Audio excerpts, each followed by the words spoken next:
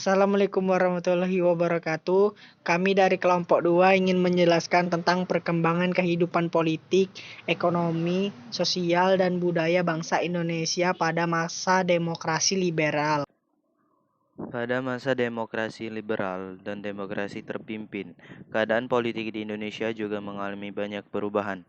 Keadaan tersebut dapat diketahui dari dinamika politik yang terjadi. Misalnya pergantian kabinet yang terjadi dalam waktu singkat dan diterbitkannya Dekrit Presiden 5 Juli 1959. Untuk mengetahui perkembangan politik pada masa demokrasi liberal dan demokrasi terpimpin. A. Keadaan politik pada masa demokrasi liberal. Setelah kembali menjadi negara kesatuan, Indonesia menganut sistem demokrasi liberal dari tahun 1950 sampai 1959. Dengan pemerintahan parlementer dalam sistem ini, pemerintahan dipimpin Perdana Menteri. Presiden berkedudukan sebagai kepala negara dalam perkembangan politik pada masa demokrasi liberal dan demokrasi terpimpin. Sistem politik pada masa demokrasi liberal mendorong berkembangnya partai-partai politik karena sistem demokrasi liberal mengandung sistem multipartai, adanya banyak partai politik yang ikut berkiprah dalam pemerintahan di Indonesia menyebabkan munculnya persaingan antar partai. Partai-partai terkuat saling mengambil alih kekuasaan yang mengakibatkan seringnya terjadi pergantian kabinet pada masa demokrasi liberal ini. Terjadi 7 kali pergantian kabinet. Rata-rata masa kepemimpinan kabinet hanya berumur 1 tahun. Kabinet-kabinet tersebut adalah sebagai berikut. 1. Kabinet Natsir berlangsung dari September 1950 sampai Maret 1951. 2. Kabinet Sukiman berlangsung dari April 1951 sampai Februari 1952. 3. Kabinet Wilopo berlangsung dari April 1952 sampai Juni 1953. 4. Kabinet Ali Sastro Midjojo 1 berlangsung dari Juli 1953 sampai Juli 1955. 5. Kabinet Burhanuddin Harahap berlangsung dari Agustus 1955 sampai Maret 1956. 6. Kabinet Ali Sastro Midjojo II berlangsung dari Maret 1956 sampai Maret 1957. Dan yang terakhir yaitu Kabinet Juanda berlangsung dari Maret 1957 sampai Juli 1959. Meskipun terjadi banyak pergantian kabinet, pemerintah pada masa demokrasi liberal ini menyelenggarkan pemilihan umum atau pemilu untuk pertama kalinya di Indonesia. Pemilu pertama ini dilaksanakan pada tahun 1955. Pada masa demokrasi liberal, Indonesia adalah masa yang suram juga bagi rakyat Indonesia, karena di masa ini yang berkuasa hanyalah kabinet-kabinet di dalam pemerintahan. Kabinet-kabinet yang berkuasa itu tidak lama atau sering berganti kabinet. Dikarenakan banyaknya partai, pengganti kabinet ini terjadi hampir tiap tahun karena di dalam pemerintahan tidak ada kabinet yang bertahan lama. Maka ciri khas pada masa demokrasi liberal ini adalah seringnya terjadi pergantian kabinet yang disebabkan banyaknya partai. Demokrasi liberal ini berlangsung lebih kurang 9 tahun, yaitu tahun 1990 sampai 1959, yang merupakan setelah revolusi fisik terjadi di bangsa Indonesia.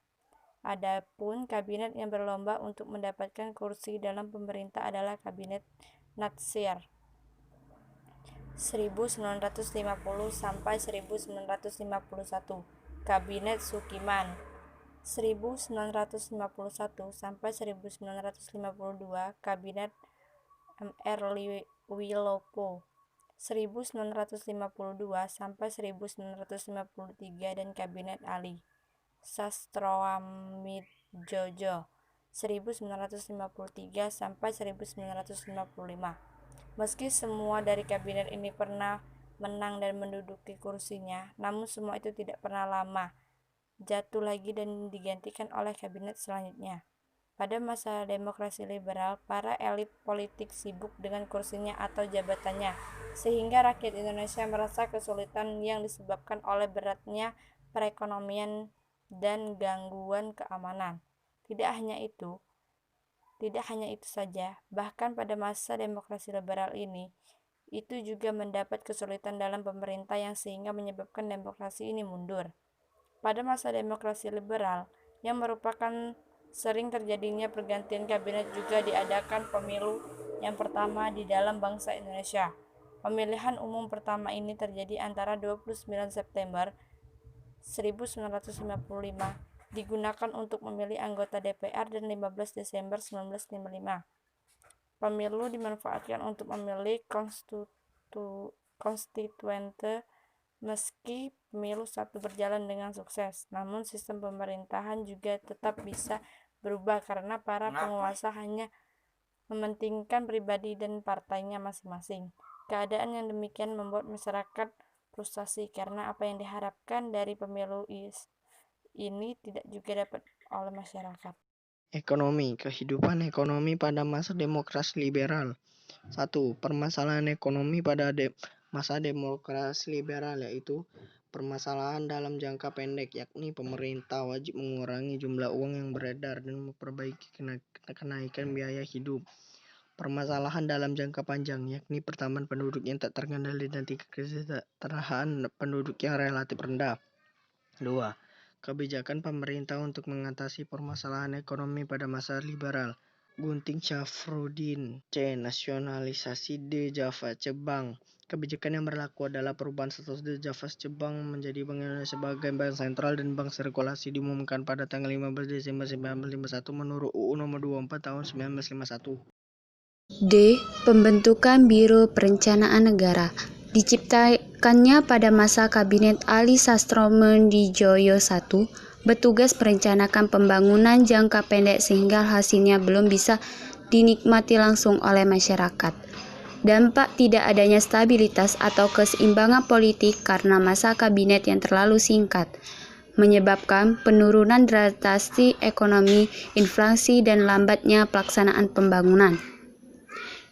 Sistem ekonomi Alibaba. 1. Diprakarsasi langsung oleh Isra Trasojodi Surjo, seorang menteri perekonomian pada masa kabinet Ali Sastroamidjojo I. 2. Kebijakan yang dilaksanakan yaitu mendorong berkembangnya pengusaha swasta nasional pribumi dalam berusaha merombak ekonomi kolonial berubah menjadi ekonomi nasional. 3. Langkah yang diambil yaitu mewajibkan pengusaha asing yang beroperasi di Indonesia untuk memberikan pelatihan dan tanggung jawab kepada TKI yang supaya bisa menduduki jabatan staf. Membangun perusahaan negara, menyediakan fasilitas kredit, memberikan lisensi untuk perusahaan swasta nasional. Liberalisme masuk ke Indonesia setelah sukarealisme masuk ke Indonesia karena sukarealisme merupakan akar liberalisme. Pada paham-paham ini masuk secara paksa ke Indonesia melalui proses penjajahan khususnya oleh pemerintah kolonial Belanda. Prinsip negara sekuler telah ada dalam Undang-Undang Dasar Belanda tahun 1855 yang menyatakan bahwa pemerintah bersikap netral terhadap agama, artinya tidak memihak salah satu agama atau mencuri urusan agama. Kehidupan budaya pada masa demokrasi liberal. A. Penyempurnaan ejaan bahasa Indonesia. Pada tahun 1954, pemerintah mengeluarkan gagasan untuk menyempurnakan ejaan bahasa Indonesia. Pada tanggal 28 Oktober sampai 2 November 1954, pemerintah mengadakan Kongres Bahasa Indonesia di Medan. Hasil keputusan adalah agar usaha penyelidikan dan penetapan dasar-dasar ejaan diserahkan kepada suatu badan pemerintah yang bertugas menyusun ejaan praktis Indonesia, hingga dibentuk panitia Pembahasan ejaan bahasa Indonesia. B. Perkembangan sastra. Pada masa demokrasi liberal, mulai muncul beberapa sastrawan lokal seperti Sitor Sutamorang dan Pramoedya Antartoer yang memengaruhi perkembangan karya di Indonesia. Peran mereka mampu menggeser peran sastrawan asing yang digandrungi masyarakat. Para sastrawan pada saat itu menjalankan fungsinya dengan menangkap berbagai masalah kemanusiaan di balik peristiwa gentir akibat perang. Para sastrawan tidak hanya dipengaruhi oleh gaya Eropa tetapi juga gaya Melayu seperti Amir Hamzah, gaya Sunda seperti Ajib Rosidi, Rusman Sutiasmargan, dan Kyai Haji Rahmadan, dan gaya Jawa antara lain W.S. Redra, Kirjo Muljo, dan Soeripman.